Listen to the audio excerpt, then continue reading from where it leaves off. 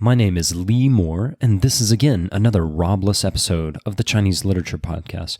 Before I get started, I have two housekeeping items. First, I wanted to reach out to you, the listener. If there is anyone there amongst our listeners who is in the publishing industry and you feel comfortable, I was wondering if you would be willing to shoot me an email at ChineseLiteraturePodcast@gmail.com. Previously on the podcast, I've mentioned a book project that I'm working on. It's related to the podcast, using the podcast as a platform to talk about the literature and history of China. Right now, I'm in the stage of looking for an agent. I'm almost done with my book proposal and sample chapter. So I was wondering if any of our listeners had any experience in the publishing industry. If you do and you're willing to connect, send me an email at ChineseLiteraturePodcast@gmail.com. You know, if you know someone who's a literary agent, or even if you're just willing to read over a draft of the book proposal or the sample chapter, I'd really appreciate it if you reached out to me. Next, as you can probably hear, I have a bit of a cold, so today I may sound a little bit nasally. I apologize about that. And the final bit of housekeeping on the agenda before we jump into the main podcast. The last time we talked, that was 2 weeks ago, I said that this week I was going to be doing a poem by Mao Zedong that's kind of related to last episode's Wang Anshi poem. I had that podcast set up, it's recorded, it's ready to go, but then the news happened. So I made the decision to delay the Mao podcast until the next episode. So that will be coming in 2 weeks. This week, we have to talk about a poem that appeared just on Thursday. So this is airing on Saturday, just on Thursday, on the side of a bridge in Beijing. Well, I say poem. I'm calling it a poem. Most of the media reports on this poem are not calling it a poem, but it is a poem. So a little bit of context, and then I'll read my translation of that poem. On Thursday morning, that is 2 days ago, in Beijing, at the Sitong Bridge, which is close to Renmin Dashui, the People's University, just down the road from the Big Bell Temple on the Third Ring Road, someone stopped on top of that bridge, a very busy intersection, and hung two banners off the side of the bridge. One of the banners said, "Go on strike from school, go on strike from work, dismiss from office the dictatorial traitor to the country, Xi Jinping." Wow.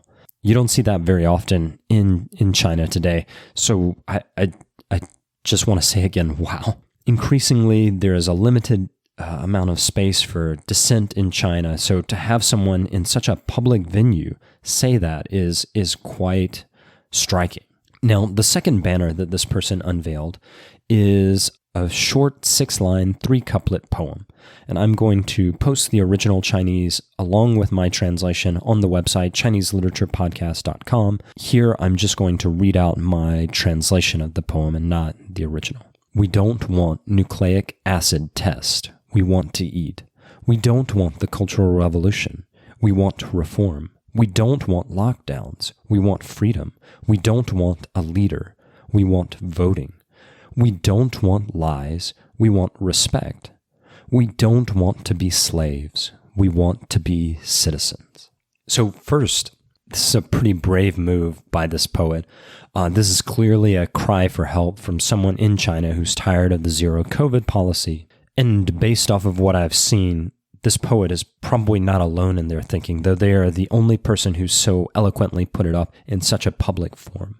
Second, I want to talk about the poetical nature of this literary work. So this is a poem drawing off of some pretty classical conventions of Chinese poetry. Now, it's not fitting into any one particular genre of Chinese poetry, but you do have a lot of elements of the sort of classical form. So it's a 6-line poem with 7 characters per line.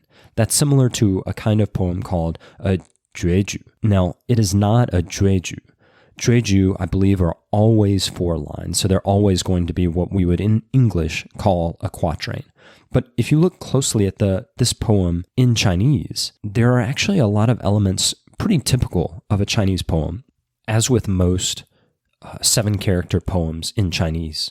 Each line is further subdivided into a part with 4 characters in the beginning and a part with 3 characters at the end.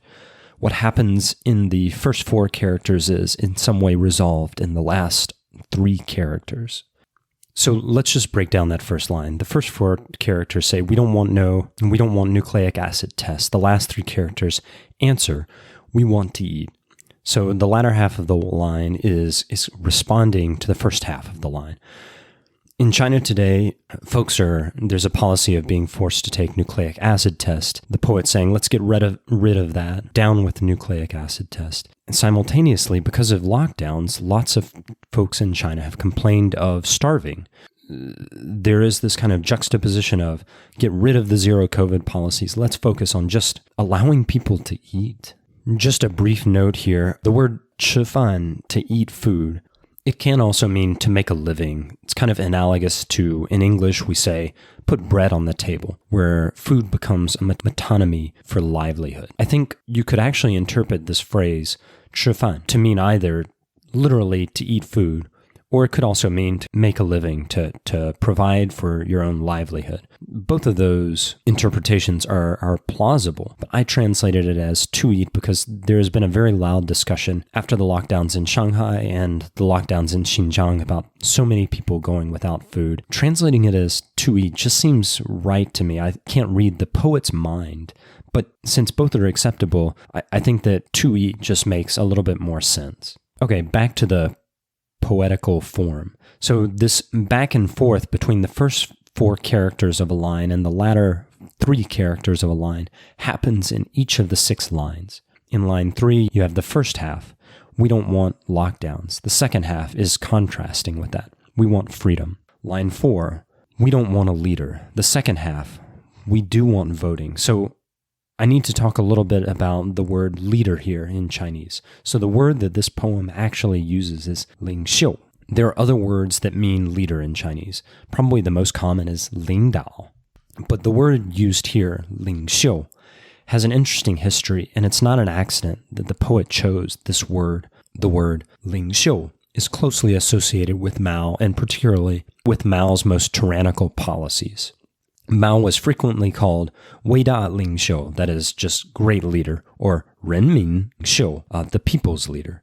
After Mao died, his successor, Hua Guofeng, adopted the title 人民领袖. But at the time, most people were actually tired of Mao's nonsense and tyranny. Very quickly, Hua Guofeng gets pushed out of power very quietly. Most people who aren't, scholars of China don't even know Hua Guofeng existed in between Mao and Deng Xiaoping. Deng Xiaoping takes over. Hua Guofeng loses the title of 人民领袖in 1981, I think. And Deng Xiaoping actually refused to accept the title 领袖. He wanted people just to call him Comrade Deng, 统治. So Deng Xiaoping is making this conscious effort to try and use a term that suggests equality. He's walking away from the Maoist notion of a cult of personality, and he's trying to adopt a term that connotes eye-to-eye level discussions. Obviously, Deng Xiaoping was the national leader, but at the very least, he's using terms that move away from the sense of superiority. Now, after Deng, no leader in China dared to use the term 领袖, that is, until Xi Jinping. In 2017, as he was paving the way to getting rid of term limits within the constitution for his position,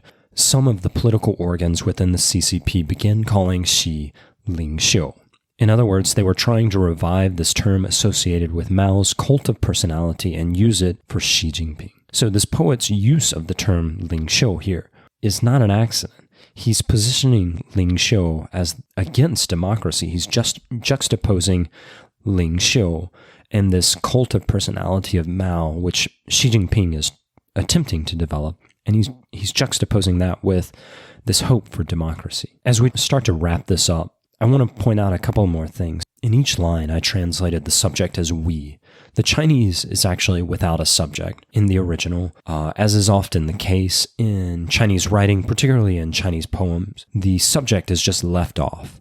The reader has to guess what the subject is. Is it we? Is it I? Is it you? It's not clear. But here, considering how public this display of the poem is, I would suggest that it feels like the poet is arguing that there is this broad we that they are trying to represent. Another thing, I think it's interesting that the poet is evoking the Cultural Revolution. There is the sense that all forms of tyranny in the PRC emerge out of Mao and the Cultural Revolution. Of course, that's not true. You could point out other leaders who were tyrannical in the history of the PRC. Deng Xiaoping and Li Peng have both at times been called the Butcher of Beijing, but this poet is evoking the deepest depths of Mao's craziness. That is, the Cultural Revolution. He's using it as a signifier of the way that today things in China are going to hell in a handbasket, and they're moving back towards Mao. Okay, I think that's enough trying to digest this very newsworthy and very interesting poem.